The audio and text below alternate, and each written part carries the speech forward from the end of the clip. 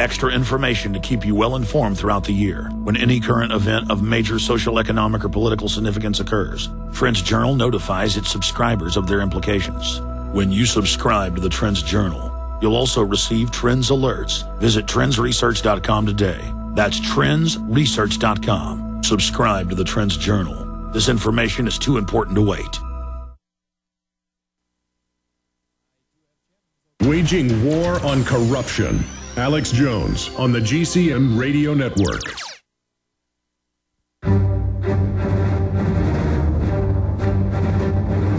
Big Brother, mainstream media, government cover-ups. You want answers? Well, so does he. He's Alex Jones on the GCN Radio Network. And now, live from Austin, Texas, Alex Jones. We are now into hour number 3, and boy, he said it would happen a few months ago, and it happened. $1,300 gold today, and Bob Chapman is rarely wrong. He hedged his bet, though, last week. He said it'll probably back off. He said it might hit $1,300, but then back off. We'll see in the next hour if he's right about that. In fact, what is gold right now?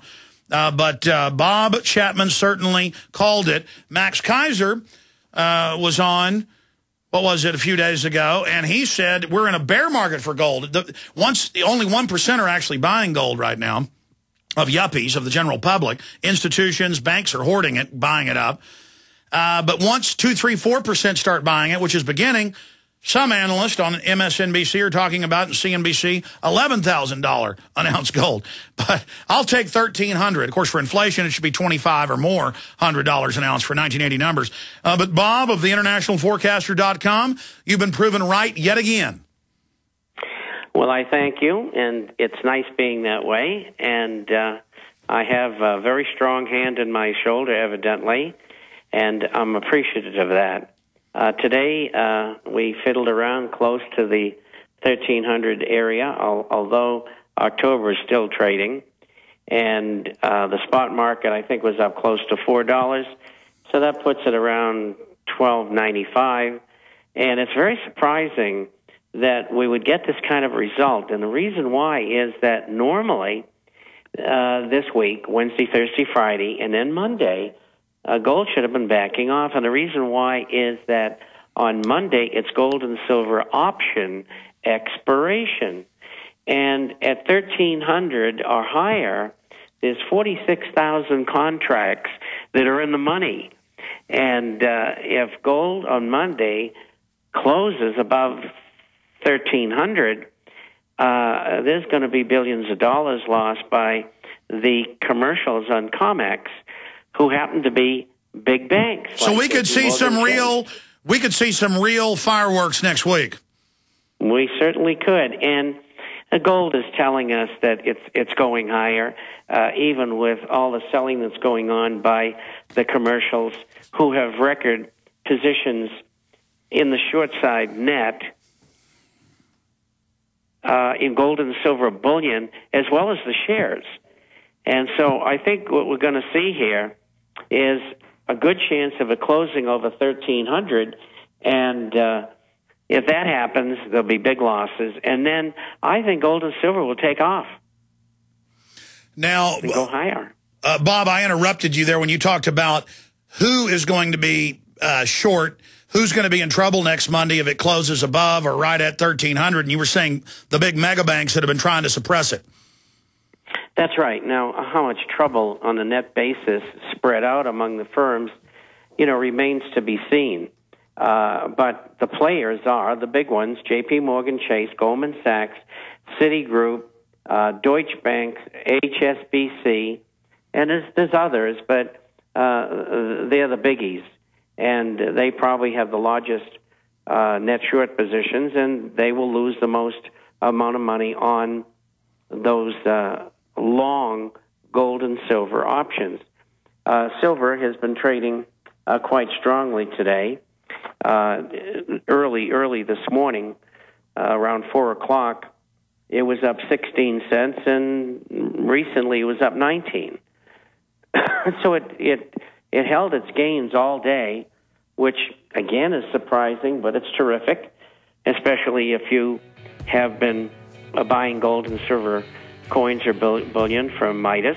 Well, stay there. We got to go to break, Bob Chapman. We'll find out why this happened. Obviously, you said that last week. If on Monday and Tuesday the Federal Reserve announces they're going to start monetizing more debt, more quantitative easing, that this was going to happen. They did do that. What does that mean for the overall economy? We know what's happening with commodities like gold, but what does this mean overall? For me, it means an acceleration of implosion. Stay with us. This is Alex Jones with 5 good reasons you should consider buying a solar power generator. Number 1, new climate legislation could easily double or triple your electric bill. Number 2, our new energy czar wants to control how much power your electric company allows you to have. It's true. Total government control of electricity in the name of smart grid technology is coming. Number 3, in some areas of the country, the power grid is dangerously overloaded. And now new socialist legislation is only compounding the problem. Number 4, dangerous weather is always a threat to local grids. Every year, thousands of families lose their power from weather-related outages. Number 5, a solar power generator provides powerful backup insurance and peace of mind. Folks, I really believe in the solar power generators offered by Solutions from Science, one of my oldest sponsors. You can get more information at www.mysolarbackup.com. That's mysolarbackup.com. Remember, the government doesn't own the sun, so go to mysolarbackup.com or call 1-877-327-0365. Hi, folks. This is Alex Jones asking you for a minute of your time to tell you about soap. Not detergents, but good old-fashioned pure soap made by the Cal Ben Soap Company, a family-owned and operated American company. My family, staff, friends, and radio listeners are constantly telling me how much they love these products for bath, hair, laundry, and dishes. There is nothing like these factory-direct, big money-saving, triple-concentrated soaps anywhere. Get a free detailed catalog by calling 800-340-7091 or see them online at 5starsoap.com or Infowars.com. Let's talk to the owner of 5 Star Soap, Marty Schachter, and see what he has to say. As founder and owner for over 63 years, people keep asking me, how's business? I'm happy to say our business is going down the drain. Call us at 1-800-340-7091. Visit our website, 5starsoap.com, for buying our 1 to 2 month soap sampler. Thank you. Let me tell you a little bit about one of our great sponsors, HomeGain.com. This is the place to get you started buying or selling a home, finding a realtor, and getting any real estate questions answered. Go to HomeGain.com and see what I'm talking about. All you need to do is type in your home address, and you will get an instant free estimate of your home's value online. This is a great way to be able to monitor the value of your home. And again, it's absolutely free. There are tons of tools to help you. For instance, if you want to remodel your home, go to HomeGain.com. Use their Home Sale Maximizer to help you determine which home improvements can most increase your home's value before you put it on the market. For 10 years, these folks have been helping home sellers and buyers. Visit their link at Infowars.com. Look for Max, the orange home gain gorilla, to help you with any real estate needs you might have. You'll love this site. It's HomeGain.com. HomeGain.com. Check them out today.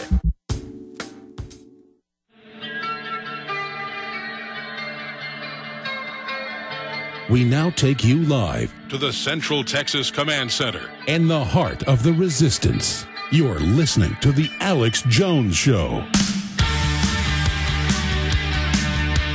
I know our audience is very sophisticated, Bob Chapman, but we're on so many AM and FM affiliates and have new listeners. They're like, why should I care about gold? Or why should I care if the dollar's devalued? Or why should I care if the stock market plunges? Well, if the stock market plunges, that then destroys a lot of companies that employ Americans. If gold's going up, it means the dollar's being devalued, and there's monetization of debt going on. The same thing that happened in the Weimar Republic, Mexico, Argentina. I mean, the list goes on and on. Nigeria, Zimbabwe. I mean, this is a big deal that they've openly, Congress has admitted, tried to suppress the price of gold, the big central banks, and they're failing. And now that it's touched 1,300 an ounce this morning, you know, even though the big banks were betting against gold and trying to push it down, they're failing. what does this overall signify in the economy, and where do you see gold going? I'll ask the same question that Bloomberg put out a month ago, that the majority of the futures on gold in the U.S. in the month of December at $1,500 or more. Why would they be betting on $1,500 in December if it's not going to go there? Well, they think it's going there, and that's why they are. And if you look at the gold long option positions, there's 46,000 contracts that would be in the money, so to speak, on Monday if gold closes above 1,300. And I would guess that part of those contracts that were purchased by people who are long gold bullion. And it's my suspicion that they're going to try to kick it over 1,300 so they'll be able to collect on their bet. And, of course, the commercials are fighting back as hard as they can, but it's not working. Okay, but for new listeners, explain what short and long means. Explain this. Short is when you bet something is going down, whether it's gold or silver or the market or a particular stock. When you're long, you are betting that the security of the gold or the commodity is going up. And so what the commercials, which are the banks, on COMEX do is they will sell long contracts to other people, and they will try to continue to suppress the price, in this case of gold, so that it doesn't go over 1,300. Because of the 46,000 contracts, about 25,000 of them are at 1,300 or higher. And this is why this is titanic battle going on right now. It'll be over on Monday, but the price of gold and silver both are showing that they want to go higher. And, of course, this is terrifying the commercials because they're representing the United States government, who are actively and have been actively suppressing the price of gold and silver for a long, long time, like back to 1988. And so this is a big event. And once it breaks out, which I believe it will, silver could go to $30 pretty easily because there's a monstrous short position in silver by J.P. Morgan Chase and HSBC, which makes up about 42% of the net shorts. And also in the price in the futures of gold and silver, they're very prominent as well, and they continue or have continued for the past several weeks to increase their net short position. And so if gold breaks out over 1,300 and silver continues upward, there's going to be short covering, meaning that they have to buy back what they sold. And when they do that, they make the price go higher. So silver could go to $30 in the next several weeks, and gold could go to $1,500. And that's why you see the December contracts at $1,500 are loaded up, because there's a lot of people out there, and most of these people who are in that market are professionals on the long side, and the banks are on the short side.